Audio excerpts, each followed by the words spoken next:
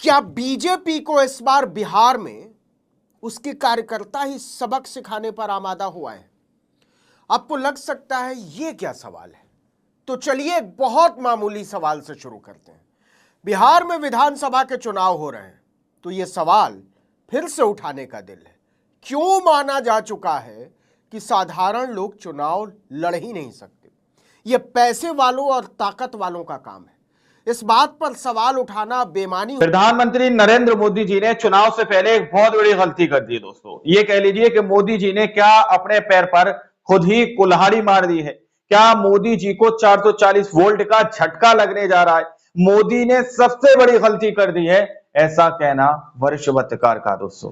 किस तरह से जो है प्रधानमंत्री नरेंद्र मोदी जी अपने कार्यकर्ताओं को किस नजर से देखते हैं, ये अपने आप में बहुत बड़ा सवाल है। आप लोग इस रिपोर्ट को देखिए। मोदी मीडिया ये खबर आपको नहीं दिखाएगा कि किस तरह से मोदी जी ने अपने पैर पर खुद कुल्हाड़ी मारी है। नवीन कुमार आपके सामने है।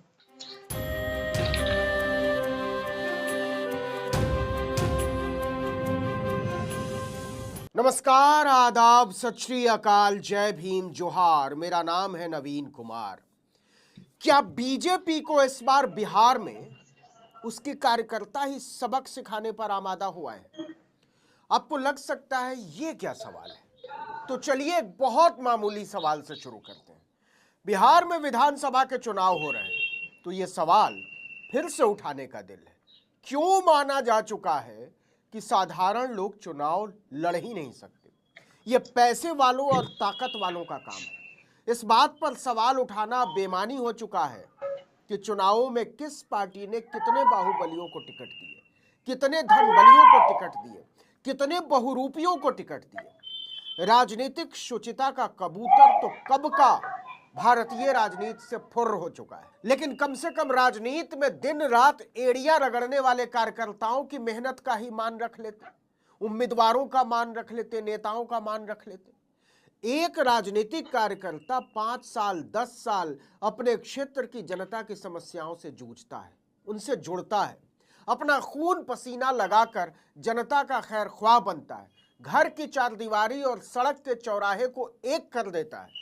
लेकिन जब टिकट देने की बारी आती है तो ऐसे कार्यकर्ताओं के कंधे पर चढ़कर शीर्ष नेतृत्व के धन्ना सेठ, चाटुकार, चाकर और चेले उम्मीदवारी ले उठते हैं। बिहार विधानसभा चुनाव के लिए बीजेपी ने अपने सारे पूरे 101 उम्मीदवारों की लिस्ट जारी कर दी। ऐसे ऐसे लोगों को टिकट दिए गए हैं कि साफ हो गया है बीजेपी अपने जमीनी कार्यकर्ताओं की रत्ती भर भी फिक्र नहीं करती। कम से कम बिहार रत्ती भर भी फिक्र नहीं करती। बूथ मैनेजमेंट के ढकोसले से बीजेपी को इतना ही मतलब है कि पार्टी के चतुर्थ श्रेणी के कार्यकर्ता वोटरों को हाथ कर बूथ तक ले आए। पहले दर्जे का मजा तो सिर्फ वो लोग उठाएंगे जो दिल्ली दरबार को पसंद हो। लेकिन बिहार को बीजेपी ने लगता है गलत भांप लिया है और इस बार के नतीजों में यह साफ हो जाएगा। बीजेपी ने बिहार में अपनी पुरानी पीढ़ी के सबसे बड़े और सबसे तजुर्बेकार नेता नंद किशोर यादव की ही छुट्टी कर दी है। मौजूदा सरकार में स्पीकर नंद किशोर यादव पटना साहिब सीट से लगातार 7 बार विधायक चुने गए। 1995 से हमेशा ही जीतते रहे, कुछ नहीं हारा। पहले पटना पूर्वी से और अब परिसीमन के बाद पटना साहिब से। उन्होंने पटना नगर निगम के काउंसिलर से अपनी राजनीति की शुरुआत की थी, सबसे जमीनी कार्यकर्ता से। बाद में पटना के डिप्टी मेयर बने। उन्होंने 5 साल तक बिहार बीजेपी का नेतृत्व किया। 2013 में जब नीतीश कुमार ने पहली बार बीजेपी से गठबंधन तोड़ा नरेंद्र मोदी के आने की वजह से, तब नंद किशोर यादव को विधानसभा में नेता प्रतिपक्ष बनाया गया था। कई मंत्रालयों को संभाल चुके हैं नंद किशोर यादव, और नंद किशोर की छुट्टी कर दी भाजपा ने। अजेय रहकर राजनीति की है। वो सुशील कुमार मोदी के बाद बीजेपी के सबसे स्वीकार्य नेताओं में से एक है, बल्कि अब कहना चाहिए थे। लेकिन इसी वजह से मोदी शाह को खटकते हैं।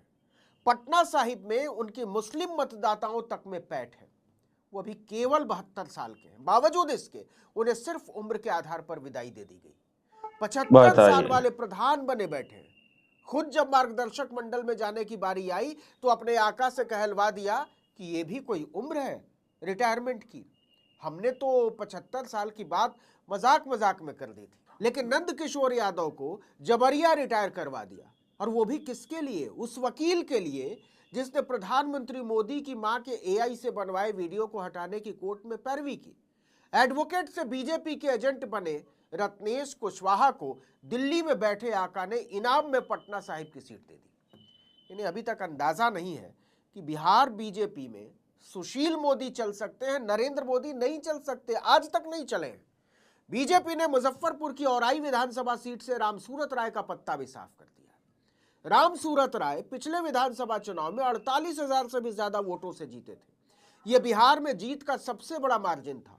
औराई विधानसभा सीट पर पिछले 50 साल से यादव उम्मीदवार जीतते आ रहे हैं, लेकिन इस बार यादव समुदाय से आने वाले रामसूरत राय की जगह रमा निषाद को उम्मीदवार बनाया गया।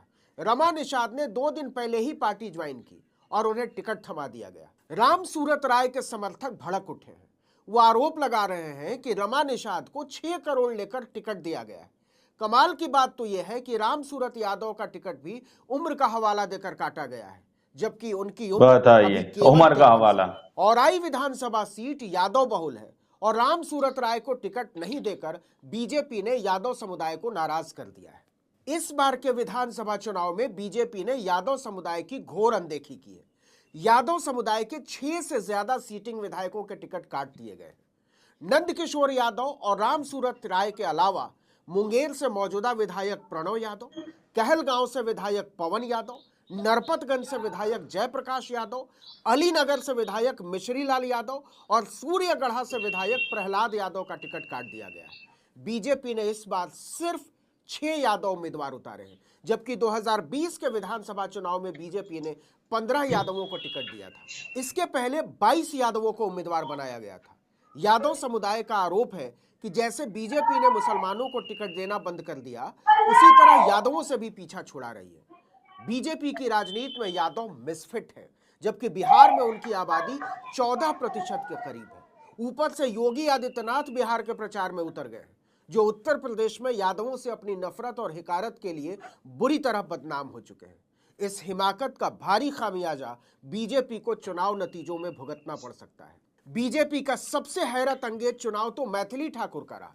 लोक गायिका के तौर पर पहचान बनाने वाली मैथिली ठाकुर को किसी भी तरह से राजनीति के लिए फिट नहीं कहा जा सकता। जब सोशल मीडिया पर पहली बार मैथिली ठाकुर का नाम बीजेपी उम्मीदवार के तौर पर उछला, उसी समय से इतना विरोध होना शुरू हुआ कि पूछिए मत। लेकिन इसके बावजूद मैथिली ठाकुर की बीजेपी में एंट्री हुई और अगले ही दिन उन्हें दरभंगा सीट से उम्मीदवार घोषित कर दिया गया।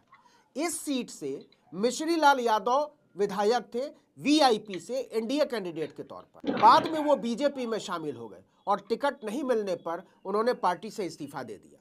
बीजेपी भर भी फिक्र नहीं करती। मैथिली ठाकुर का जबरदस्त विरोध कर रहे हैं। बीजेपी का स्थानीय संगठन इस सीट से संजय उर्फ पप्पू सिंह का समर्थन कर रहा है।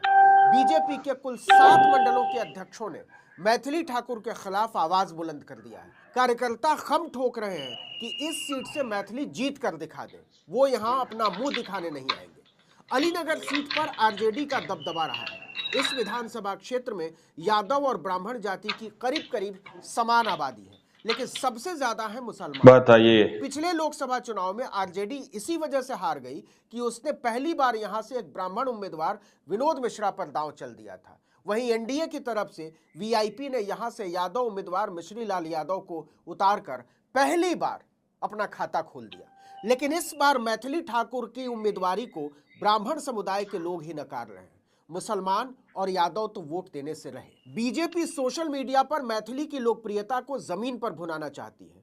बीजेपी ने इस चुनाव में कुछ ऐसी भूलें की हैं कि रील पसंद करने वाली बिहार की जनता बीजेपी की रेल बना करना छोड़ दे। इस वीडियो में इतना ही, लेकिन अगर आपने आर्टिकल 19 इंडिया को अब तक सब्सक्राइब और नंदकिशोर की छुट्टी कर दी भाजपा ने, घंटी जैसी आकृति लाइक कीजिए और कमेंट करके बताइए हमारा वीडियो आपको कैसा लगा। हमारा ट्विटर हैंडल है article19_India और मेरा ट्विटर हैंडल है नवीन जर्नलिस्ट।